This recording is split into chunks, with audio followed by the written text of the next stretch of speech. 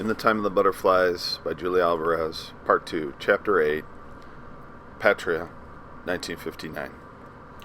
Build your house upon a rock, he said, do my will. And though the rain fall, and the floods come, and the winds blow, the good wife's house will stand. I did as he said. At 16 I married Pedrito Gonzalez, and we settled down for the rest of our lives, or so it seemed for 18 years. My boy grew into a man, my girl long and slender like the blossoming mimosa at the end of the drive. Pedrito took on a certain gravity, became an important man around here. And I, Petri Mercedes? Like every woman of her house, I disappeared into what I loved, coming up now and then for air. I mean, an overnight trip by myself to a girlfriend's, a special set to my hair, and maybe a yellow dress. I'd built my house on solid rock, all right. Or I should say, Pedrito's great-grandfather had built it over 100 years back, and then each first son had lived in it and passed it on. But you have to understand, Patria Mercedes was in those timbers, in the nimble workings of the transoms. She was in those wide boards on the floor, and in that creaky door opening on its old hinges. My sisters were so different. They built their homes on sand and called the slip and slide adventure. Minerva lived in a little nothing house, or so Mate had described it to me. It was the god-forsaken town of Monte Cristi. It's a wonder her babies didn't both die of infections. Mate and Leandro had already had 2 different addresses in a year of marriage. Renters, they called themselves, the city word for the squatters we pity here in the country. Dede and Jaimito had lost everything so many times it was hard to keep up with their frequent moves. Now they were in our old house in Ojo de Agua, and Mama had built her up-to-date cottage on the main road from Santiago, complete with aluminum jalousies and an indoor toilet she called the sanitary. And me, Patria Mercedes, like I said, I had settled down for a life in my rock-sure house, and 18 years passed by. My 18th year of marriage, the ground of my well-being began to give a little. Just a baby's breath tremor, a hairline crack you could hardly see, unless you were looking for trouble. New Year's Eve we gathered at Mama's new house in Coruco, the sisters and all the husbands, a first since Maria Teresa's wedding a year ago this February. We stayed late, celebrating being together, more than the New Year, I think. There wasn't much talk of politics so as not to worry Mama. Also, Jaimito had grown adamant. He didn't want Dede involved in whatever trouble Minerva and the others were cooking up. Still, all of us were praying for a change this new year. Things had gotten so bad, even people like me, who didn't want anything to do with the politics, were thinking about it all the time. See, now I had my grown son to nail me to the hard facts. I assigned him to God's care and asked San Jose and the Virgencita to mind him as well, but still, I worried all the time. It was after 1 in the morning when Pedrito and Norris and I started back to our house.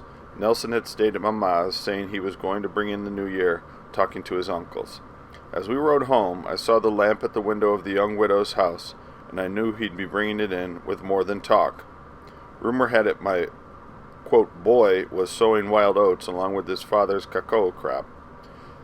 I had asked Pedrito to talk to our son, but you know how men are. He was proud of Nelson for proving himself a macho before he was even a grown man.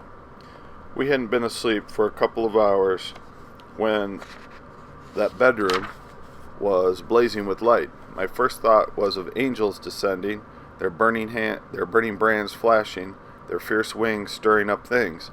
But as I came fully awake, I saw it was a car aiming its lights at our bedroom window.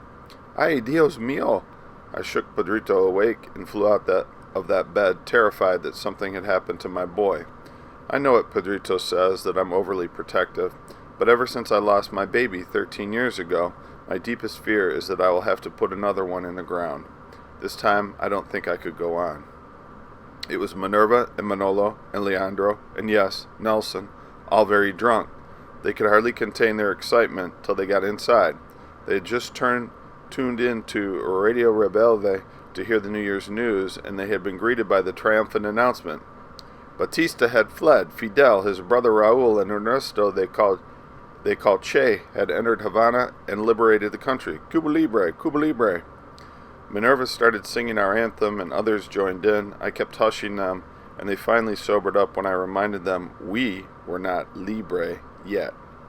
The roosters were already crowing as they left to spread the news to all their friends in the area. Nelson wanted to go along, but I put my foot down. Next year, when he was 18, he could stay out till the cacao needs picking, but this year he was too dead tired to argue. I walked him to his room and, as if he were still a child, undressed him and tucked him in. But Pedrito was still wanting to celebrate, and you know him. Strong emotion takes him, and he knows only one way to express it if I'm close by. He entered me, and it took some weeks before I realized, but I'd like to think, since my cycle stopped in January, that Raul Ernesto began his long campaign into flesh the first day of this hopeful new year. When I told Pedrito I'd missed 2 months already, he said, "Maybe you're going through the change early, you think?" Like I said, it'd been 13 years, and I hadn't borne fruit. "Let me go in there and see what I can find," he said, leading me by the hand into our bedroom. Our Nelson grinned. He understood now about siestas. I went on like this for another month, and I missed again. "Pedrito," I said, "I'm pregnant. I'm sure of it." "How can that be, Mommy?" he teased. We're ready for our grandchildren." He indicated our grown son and daughter playing dominoes, listening in on our secrets. Nora slipped out of her chair. "Aye, Mommy, is it true, really?" 14 going on 15, she had finally outgrown her dolls and was 2, 3, who knows, 10 years away from her own babies. The way young women wait these days, look at Minerva. But Norris was like me. She wanted to give herself to things, and at her tender age, she could only imagine giving herself to children. "Why don't you have one of your own?" Nelson teased, poking his sister where she'd already told him 1,000 times it hurt to be poked. "Maybe Marcelino wants to be a daddy." "Stop that!" Norris whined. "Stop that!" Nelson mimicked her. Sometimes I wondered how my son could be with a woman and then come home and nag his sister so miserably. Pedrito scowled. "That Marcelino gets near you, he won't know what hit him." "Help me think of a name," I suggested, using the baby to distract them from a silly argument. I looked down at my belly as if our Lord might write out the name on my cotton house dress, and suddenly it was as if his tongue spoke in my mouth. On my own, I would never have thought of naming my son after revolutionaries. "Ernesto," I said. "I'm going to name him Raul Ernesto." Norris said, "Ernesto?" Norris said, making a face. But Nelson's face lit up in a way that made me nervous. "We'll call him Che for short." "Che," Norris said, holding her nose. "What kind of a name is that?" Like I said, it must have been the Lord's tongue in my mouth, because back then I was running scared. Not for myself, but for those I loved. My sisters, Minerva, Mate. I was sick sometimes with fear for them. But they lived at a distance now, so I hid the sun with a finger and chose not to see the light all around me. Pedrito didn't worry me. I knew he would always have one hand in the soil and the other somewhere on me. He wouldn't wander far into trouble if I wasn't along. But my son, my firstborn, I had tried to shelter him, Lord knows, to no avail.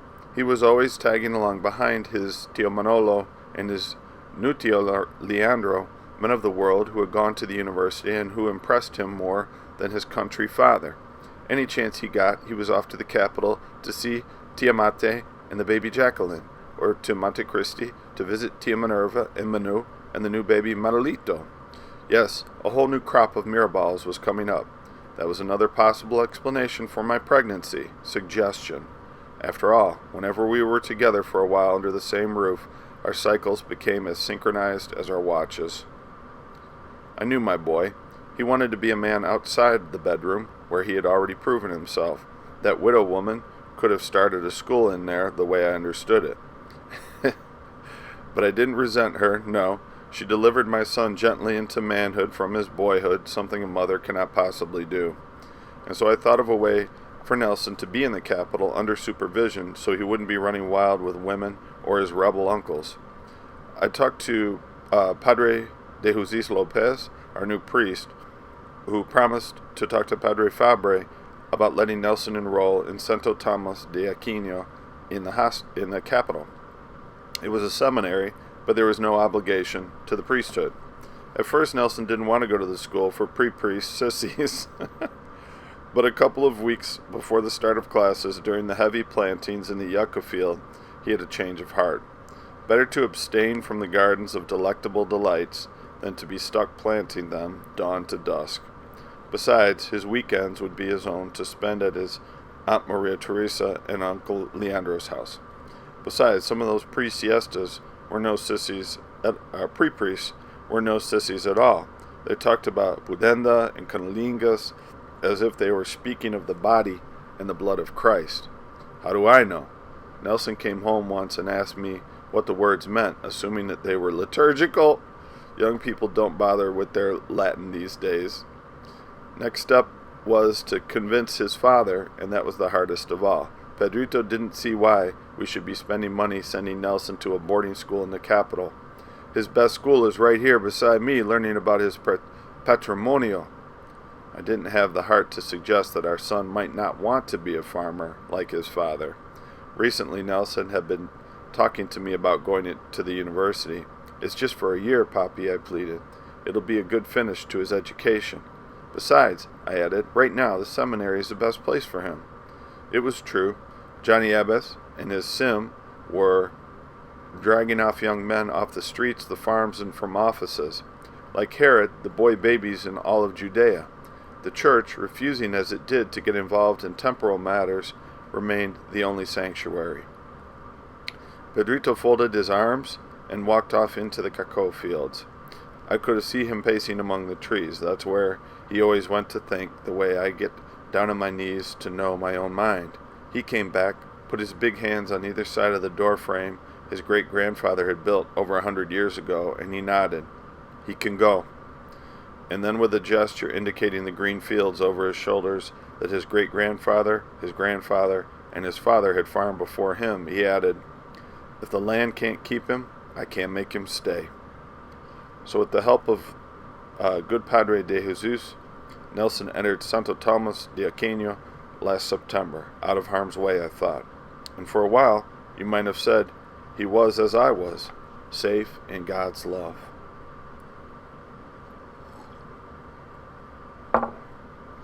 I'll tell you when I panicked. Around Easter, my Nelson began to talk about how he could join the liberators once the rumored invasion from Cuba hit our shores. I sat him down and reminded him what the church fathers were teaching us. God in his wisdom would take care of things. Promise me you'll stay out of trouble. I was on my knees before him. I could not bear the thought of losing my son. Por Dios, I pleaded. Ay, Mama, don't worry, he said, looking down at me embarrassed. But he gave me a lukewarm promise he'd stay out of trouble. I did worry all the time. I went to Padre de Jesus for advice. He was straight out of seminary and brimming with new ideas. He would have a young way of explaining things I could bring home to my son. Padre, I said, kissing the crucifix he offered me, I feel lost. I don't know what the Lord requires of us in these hard times. I dared not get too critical. We all knew from the priests around who would report you to the sim if you spoke against the regime. Still, I hadn't given up on the church as Minerva and Maria Teresa had. Ever since I had my vision of the Virgencita, I knew spirit was imminent and that the churches were just glass houses or way stations on our road through this rocky life. But his house was a mansion as big as the sky, and all you had to do was pelt his window with a pebble, cry, "Open up, help me, God," and he would just let you inside. Padre de Jesus did not intone vague pronouncements and send me home with a pat on the head, not at all. He stood, and I could see the travail of his spirit in how he took off his glasses and kept polishing them as if they'd never come clean. Patria, my child, he said, which made me smile, for he couldn't have been but 5 or 6 years older than my Nelson. We must wait. We must pray. He faced me. I, too, am lost so that I can't show you the way. I was shaking like the breeze blows through the sacristy when the votive candles flicker. This priest's frankness had touched me more than a decree. We knelt there in that hot little rectory, and we prayed to the Virgencita. He had clung to Jesus until he had her straight out. "Mama, I have to be about my father's business." And she had to go, and she had to let him go. But it broke her heart, because though he was God, he was still her boy. I got braver like a crab going sideways. I inched towards courage the best way I could, helping out with the little things. I knew they were up to something big, Minerva and Manolo and Leandro. I wasn't sure about Maria Teresa, caught up as she was with her new baby Jacqueline. But those others, I could feel it in the tension and silence that would come over them when I walked in on one of their conversations. I didn't ask questions. I suppose I was afraid of what I would find out. But then Minerva came to me with her 6-month-old Manolito and asked me to keep him. Keep him? I, who treasure my children more than my life, couldn't believe my sister would leave her son for anything. Where are you going? I asked, alarmed. That tense silence came upon her, and then haltingly, as if wanting to be sure with each step that she was not saying more than she had to, she said, I'm going to be on the road a lot, and I'll be coming down here for some meetings every week. But Minerva, your own child, I began, and then I saw it did hurt her to make this sacrifice she was convinced she needed to make. So I added, I'd love to take care of my little godson here. Manolito smiled and came readily to my arms.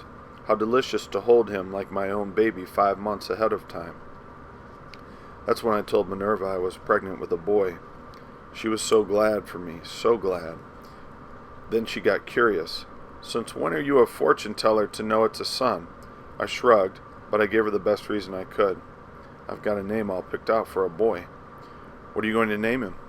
I knew then I had brought it up as a way of letting her know I was with her, if only in spirit. Raul Ernesto, I said, watching her face. She looked at me a long moment, and very simply she said, I know you want to stay out of trouble, and I respect that. If there should come a time, I said. There will, she said. Minerva and Manolo began coming down every week to Ojo de Agua from Monte Cristi, almost from one end of the island to the other. Now, whenever they were stopped at the interrogation stations, they had a good excuse for being on the road. They were visiting their sickly son at Petra Gonzalez's house in Conuco. Monte Cristi was too hot, desert really, and their doctor had prescribed healthier air for their little boy. Every time they came, Leandro drove up from the capital, and this curly-headed man Nino and his pretty wife Dulce came over from San Francisco.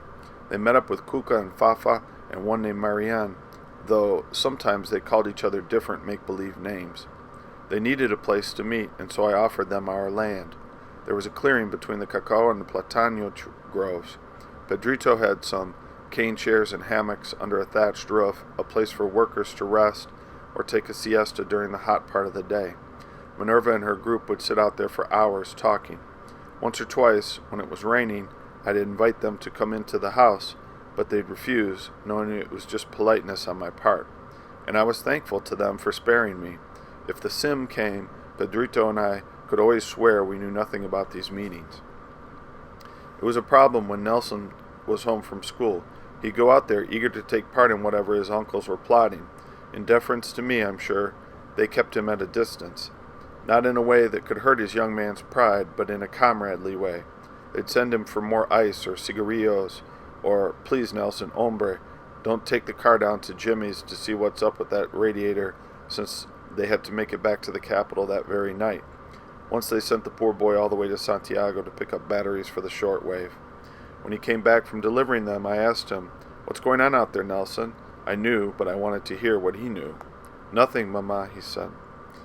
Then the secret he was keeping became more than he could contain. When it was almost June, he finally confided in me. They're expecting it this coming month, he whispered. The invasion, yes.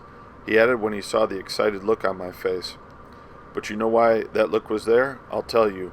My Nelson would be in school in the capital until the very end of June, out of harm's way.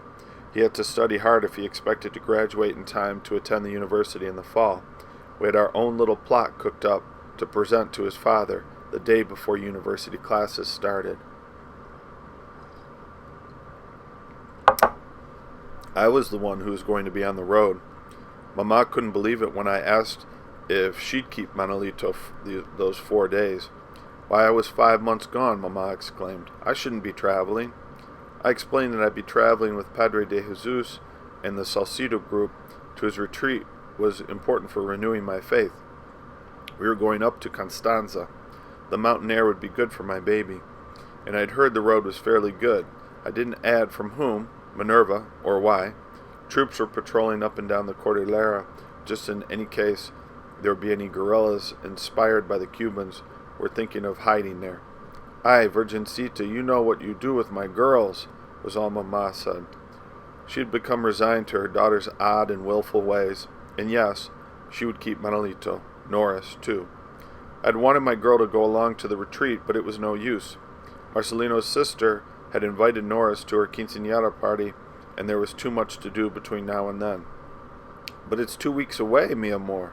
I didn't add that we had already designed and cut her dress, bought her little satin pumps, and tried out how she would wear her hair. "Ay, mami," she wailed, "por favor." Why couldn't I understand that getting ready for them was what made parties fun? How different she was from me at that age. For one thing, Mamma raised us the old-fashioned way where we couldn't go to dances until after our quinceañeras. But I was raising my girl modern, where she wasn't kept cooped up, learning blind obedience. Still, I wish she'd use her wings to soar up closer to the divine hem of our Blessed Virgin, instead of to flutter towards things not worthy of her attention. I kept praying for her, but it was like Pedrito having to let go of his son. If the Virgencita didn't think it was time for my girl to magnify the Lord, I certainly couldn't talk to her into a retreat with old ladies and a bunch of bad-breathed priests. Lord forgive her. We were a group of about 30 mature women. That's how Padre de Jesus described us, bless his heart. We had started meeting a few months back to discuss issues that came up in the gospel and to do Christ's work in the bojios and barrios. Now we even had a name, Christian Cultural Group, and we had spread all over the Cibao area. 4 priests provided spiritual guidance, Padre de Jesus among them. This retreat was our first, and Brother Daniel had managed to get the Marinos to let us use their mother house up in the mountains. The theme was the exploration of the meaning of Mary in our lives. I couldn't help thinking that maybe Padre de Jesus or Brother Daniel or one of the others would have an answer for me about how that was required, about what was required during these troubled times. "Ha! Your church will keep mum till kingdom come," Minerva was always challenging me. Religion was now my belonging she didn't want any part of. Not a peep to help the downtrodden.